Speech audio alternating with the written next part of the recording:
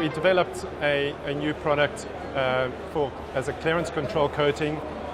in the front low pressure compressor booster section of the engine, so an abradable coating, which has extended lifetime projections of at least 3 to 4 times current legacy, that of current legacy materials. So together with our R&D teams, we developed a new product, Medco 1602A, it's called,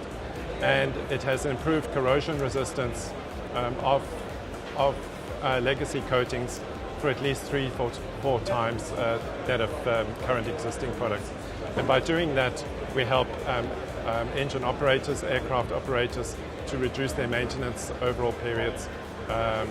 and reduce the number of engine maintenance overall periods that they have to go through to replace those coatings.